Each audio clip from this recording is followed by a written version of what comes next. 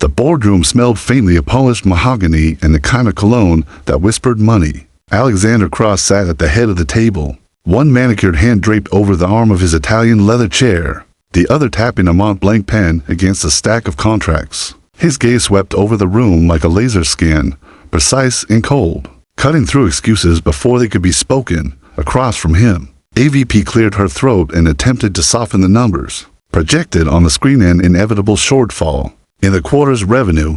Alexander didn't blink.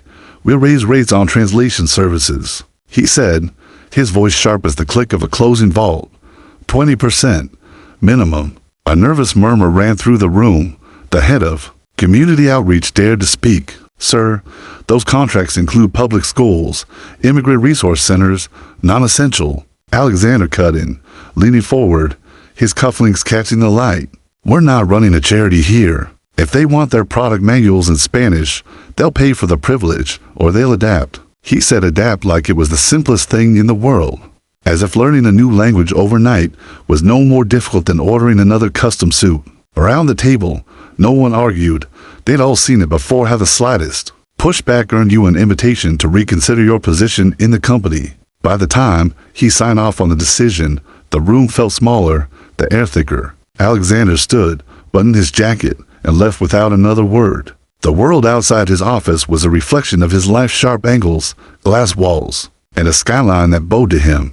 His penthouse sat 45 stories above the city, minimalist and immaculate, a place where nothing was out of place because there was no one else to move it. A chauffeur waited with the precision of a Swiss clock, standing beside a sleek black sedan that gleamed like a predatory animal under the overcast sky. December rain began to fall in thin, silver lines as Alexander stepped onto the slick pavement, adjusting the collar of his tailored overcoat. His driver moved to open the door, but Alexander's gaze snagged on something in his periphery. Under the shadow of a narrow awning, a small figure sat cross-legged on the concrete, hunched over a battered notebook. The cover was frayed, corners curled and softened by years of use. She was maybe 9, with hair the color of wet chestnuts and a jacket far too thin for the biting air. Her pencil moved with urgency across the page, as if the act of writing itself was keeping her warm. For a moment, Alexander almost walked past. People like her didn't exist in his world. But then she looked up. Her eyes were dark and steady, unflinching in a way that felt wrong for a child. "Will you translate this document for me?" she asked, her voice quiet but distinct over the hum of the street. "If you do, I'll give you my leftovers from dinner." The absurdity of it made him laugh short, cold, dismissive. "I think you've got that backward, kid."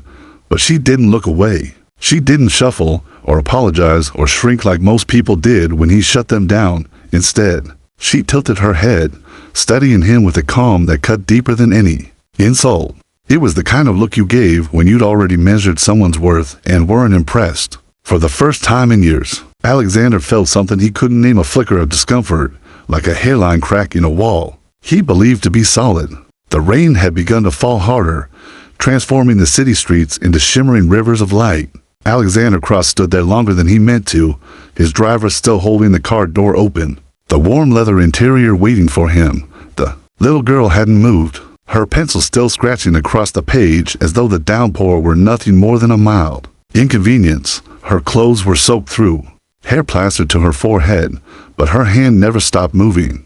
He finally stepped closer, drawn by something he couldn't name. She didn't flinch, didn't ask again for help, just turned the notebook toward him. The paper was water-stained and creased, the handwriting precise but slightly slanted, words into languages flowing down the page in perfect lines. Spanish on one side, English on the other, like a mirror of meaning. "This is what you want translated?" he asked, voice thick with sarcasm. She shook her head, lips curling into a faint, knowing smile. "No, I already translated it. I wanted to see if you could understand it." Something in her tone made him straighten. It wasn't the arrogance he recognized in boardrooms. It was certainty, as though she already knew he couldn't. "And what is it?" he demanded. Her pencil tapped the top line. "A story about a man who thinks money is the only language, until one day someone speaks to him in a way he's never heard before." He felt the sting of her words, though he told himself it was ridiculous to feel anything. She was a child, a wet, penniless child, and yet The street behind them roared with the sound of tires on wet pavement, a delivery truck splashing through a puddle, the scent of fried food drifting from a late-night stand. The world moved on, but Alexander's attention was fixed entirely on her. "What's your name?" he asked before he realized he'd spoken. "Lena Morales." She replied instantly, her gaze unwavering. "And you're Alexander Cross, the man who closed the translation programs for the schools." The words landed like a blow to the ribs. He opened his mouth to deny it, but something in her steady eyes told him it would be useless. She already knew. She leaned forward just slightly, her voice soft but razor sharp. "Do you know what it feels like to understand everything your teacher says until the day the words are taken away?" He didn't answer. Couldn't. The rain slid down his face, mingling with the faint sting of shame he refused to acknowledge. "I'm not asking for leftovers," she said finally. "I'm asking if you even can translate this, because it's not just words. It's meaning. It's heart." For a man who prided himself on being unshakable, the sensation was unnerving, like someone had found the one locked door in his chest and was rattling it, testing the hinges. He told himself to walk away, and yet his feet didn't move. The rain had slowed to a cold mist by the time Alexander realized he was following Lena. Not because he meant to, he didn't follow anyone, but because she had started walking away. Without another word, notebook tucked tight against her chest, and his legs seemed to move of their own accord. The street lamps threw long, fractured shadows across the cracked sidewalk. Lena moved quickly, weaving through alleyways as if the city itself were a map she had memorized. Alexander's polished shoes splashed through shallow puddles, each step pulling him deeper into a part of the city he usually sped past behind. Tinted glass, the glow of his driver's headlights grew dim in the distance, until the hum of the idling car was gone completely. They reached a tall chain-link fence behind an old red brick building. The paint was peeling, the metal bars on the windows rusted. A faded sign read Roosevelt Elementary in letters that once might have been cheerful yellow. Now they looked tired. "This was my school," Lena said, not looking at him. "Before it closed." He frowned. "Closed? There are still lights in some of the rooms. They rent parts of it now. Storage, office space. It's not for us anymore." She ran her fingers over the fence, the metal groaning under the cold. "The last day we were here, my teacher, Miss Torres, told us we had the keys. One for Spanish, one for English. She said we could open doors other people couldn't. Then they took the keys away." Alexander felt his stomach tighten, a slow, unpleasant knot. He didn't need to ask why. Somewhere in the back of his mind, he already knew. "They said it cost too much," Lena continued, her voice so soft he had to lean closer to hear. "That kids like me could learn just fine without both languages. But when you take away words, you take away choices, and when you take away choices," her voice faltered, the sentence hanging in the mist. He stared at her, trying to dismiss the way those words hit. She was 9 years old, and yet she spoke like someone who had been watching the world for decades. "Who told you that story in your notebook?" he asked. "No one." She finally looked at him, and her eyes caught the faint reflection of the streetlight. "I wrote it while sitting right here, watching the lights in the building go out one by one. I imagined a man who thought money was the only thing that mattered, until someone gave him a key he didn't know he needed." Her gaze didn't waver, and the mist seemed to grow colder around them. For a split second, Alexander had the unnerving sense that she wasn't talking about some imaginary man at all. Somewhere inside the building, a metal door slammed, the sound echoing like a gavel striking wood. Alexander flinched. It was ridiculous he'd face billion-dollar negotiations without blinking, but here, with a 9-year-old holding nothing but a notebook, he felt like the one on trial, and for the first time in years, he wasn't sure he could win. The gate's rusted chain groaned as Alexander pushed it open, the sound slicing through the still night like a warning. He wasn't sure why he was even stepping inside. Maybe it was to prove to himself that this building was just brick and mortar, not some cathedral of guilt his mind was building out of shadows. Lena slipped through the opening first, small enough to glide between the links. She moved with quiet confidence, like a child returning to a secret hideout, and Alexander followed, his shoes crunching over scattered gravel. The mist had settled low, hugging the ground, making the cracked pavement of the courtyard look like it was exhaling. "You're trespassing," he muttered, more out of habit than conviction. "You're with me," she said simply, as if that solved everything. The front doors loomed ahead, their paint bubbled and peeling. One of them hung slightly ajar. Lena pressed a palm to it, and it opened with a reluctant moan. The air inside was stale and faintly sweet, like old chalk and forgotten paper. They walked past rows of abandoned lockers, their doors dented, paint scratched with graffiti names. Hearts, messages in Spanish and English, both fading in the dim hallway light. Alexander caught one phrase still legible, Nunca olvides quiet ears. Never forget who you are. The deeper they went, the quieter it became, until the city noise outside vanished entirely. The building seemed to hold its breath. Lena stopped at a classroom door and placed her notebook on the floor. As though setting down an offering, "This was ours," she whispered inside. The desks were pushed to the side, stacked like barricades. Dust coated the window sills. On the far wall, the ghost of a mural clung stubbornly, children painted holding hands beneath the flags. Their colors dulled, but still recognizable. The paint had cracked, like green spider webbing across old skin. Alexander's eyes caught on a corner of the mural where the plaster had chipped away, revealing a message painted underneath. He stepped closer, brushing away flakes of paint. To languages, to worlds, one future. For a moment, he saw not just the wall, but the meeting table months ago. The spreadsheet that showed the excess costs of bilingual programs. He remembered signing his name without hesitation, his pen gliding over the paper while the CFO nodded approvingly. And now, here was the aftermath. "You want to know why I brought you here?" Lena asked from behind him. Her voice was steady, but her hands gripped the back of a chair so tightly her knuckles whitened. "Because people think closing a school just makes a line on a budget smaller, but it also makes someone's world smaller. Mine got small enough to fit under that awning where you found me." Alexander turned toward her, but the words caught in his throat. She didn't need an answer. She had already seen everything in his eyes. From somewhere down the hall, a door slammed shut loud, sharp, final. Alexander spun toward the sound, but the hallway was empty. The echo rolled through the building, fading into a silence that felt like judgment. He suddenly realized he was standing in the wreckage of his own decisions, and for the first time in years, he wasn't sure how to walk back out.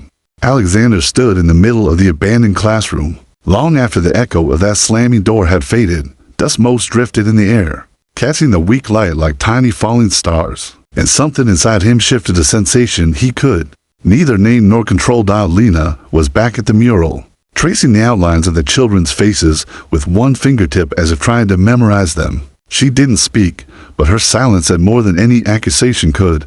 He realized, with an ache that surprised him, that she wasn't trying to make him feel guilty. She didn't need to. This place was the guilt. "Come on," he said abruptly, his voice low but edged with something fierce. "We're not done here." She looked at him, eyebrows raised, but followed as he strode out into the hall. His pace was quick, purposeful, the kind of walk that in the boardroom meant contracts were about to be torn apart. He pulled out his phone and scrolled for a number he hadn't called in months. "Thomas." He barked when the CFO answered, his voice echoing in the empty corridor. "The bilingual education program. Restore it.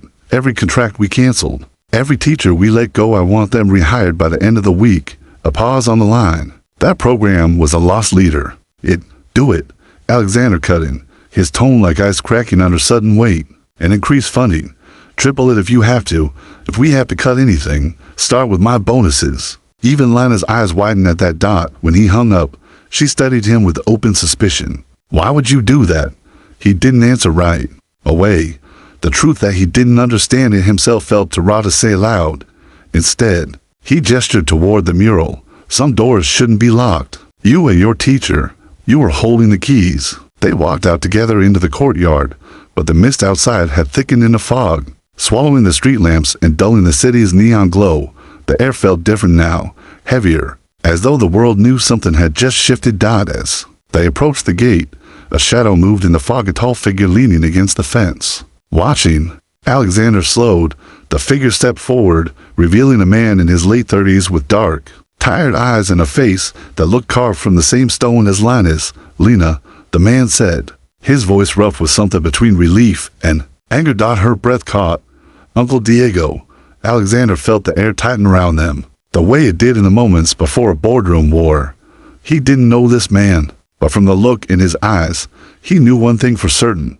Whatever was about to happen. The ground beneath all of them was about to change. Diego's presence was like a stone dropped into still water, silent at first, but already sending invisible ripples through the night. Alexander instinctively stepped slightly in front of Lena. Though he wasn't sure why, she wasn't clinging to him. In fact, her face was unreadable, caught between shock, suspicion, and something softer, something like longing. Diego's eyes flicked to Alexander, cold and assessing. "And who are you?" Alexander straightened, meeting his stare without flinching. "Alexander Cross." No, Lena." The pause after those words felt dangerous. Diego's mouth tightened. "Know her," he repeated slowly, tasting the words like they might be poison. "You mean you found her out here in the rain and decided you'd, what, play hero?" "I wasn't," Alexander began, but Diego cut him off with a sharp gesture. "Because I've been looking for her for months, and now I find her with a stranger in the middle of the night, inside a locked building. You think that looks good?" The fog seemed to press in tighter, wrapping the three of them in a circle of damp, tense air. Alexander could feel Lena's gaze shift between them like a pendulum, swinging, measuring, judging. "I'm her uncle," Diego said, his voice low now, more controlled. "Her mother, my sister, died 2 years ago. Her father, long before that. She's all I have left, and I've been working every miserable job I could get just to get stable enough to take her in. Then she disappeared." Alexander glanced at Lena, but she didn't look back. Her eyes were fixed on Diego, wide but still cautious. "She didn't disappear," Alexander said finally. "She was surviving, and if you've been paying attention, you know the world she's been in is one you don't just walk back from." Diego's eyes darkened. "And if you think you're keeping her, you're wrong. You're not family." Something in the way he said family struck Alexander like a match brief, sharp, hot. He thought about his penthouse, cold and echoing, with silence, about the walls lined with art no one but him ever looked at. He thought about the notebook Lena carried, the way she had stood in front of the mural like it was the only thing left that mattered. Before he could respond, Lena finally spoke, her voice steady and clear. "Stop deciding for me." Both men turned to her. "I'm not a suitcase you can pass around," she said, her gaze flicking between them. "I'm not going to choose tonight, but you should both know my trust is the only thing worth fighting for, and you can lose it." The words hung in the fog like a verdict, somewhere deep in Alexander's chest. He felt that same crack from the night under the awning widen just a little more. He didn't know which was worse, the idea that he could lose her, or the possibility that she might walk away from him by choice. And for the first time in years, he realized he had no strategy for winning. The fog didn't lift with the dawn. It thickened, curling around the streets as if the city itself didn't want to see what was about to happen. By mid-morning, Alexander found himself standing at a podium in a cramped, overlit press room, cameras clicking like the ticks of a countdown clock. Behind him, a screen displayed the logo of Cross Global Services, crisp and corporate, an emblem of power now twisted into a target. Diego stood against the wall, arms crossed, eyes locked on Alexander with the weight of an unspoken dare. Lena sat beside him, her battered notebook in her lap, thumb running along its frayed edges. She hadn't said a word to Alexander since the night before. A reporter from the Tribune fired the first question. "Mr. Cross, is it true that under your leadership, CGS terminated over 50 contracts with public schools and immigrant support programs?" Citing non-essential service cuts, Alexander's fingers tightened around the edges of the podium. Every instinct screamed to pivot, to reframe, to protect the company. But Lena's gaze, steady, unyielding, was the tether holding him in place. "Yes," he said, the word heavier than he expected. "It's true. I signed those orders." The room erupted with follow-ups, voices tumbling over each other. "Do you admit the closures harmed thousands of students? Was it to inflate quarterly earnings? Are you prepared to resign?" Alexander raised a hand, and the noise subsided just enough for his voice to cut through. "It wasn't just contracts. It was futures, choices, voices, and I was wrong." From the corner of his eye, he saw Diego's posture change, slightly less guarded, but not forgiving. Lena's expression didn't shift. "I came here today," Alexander continued, "to announce that every single program we dismantled will be reinstated immediately. Funding will exceed previous levels." And his throat tightened around the next words, but he forced them out. "I'm stepping down as CEO, effective now." The room went silent for a beat before the storm of questions returned, but Alexander didn't hear them. He turned from the podium and walked toward Lena. She didn't move, didn't smile. Instead, she opened her notebook, tore out a single page, and held it out to him. It was the story she'd written, the man who thought money was the only language, until someone spoke to him in one he didn't understand. Only now, at the bottom, she'd added a final line. Sometimes the man learns to speak it back. Something hot and unsteady bloomed in his chest. For the first time, he realized the story wasn't about redemption in the eyes of the world, it was about earning it. In the eyes of one small girl, Dot, as he stepped out into the fog, the cameras flashing behind him, he knew the shocking truth wasn't that he lost his position or his power. It was that, somewhere between the boardroom and the broken classroom, Lena Morales had given him something he'd never been able to buy, a key, and she hadn't decided yet if he deserved to keep it.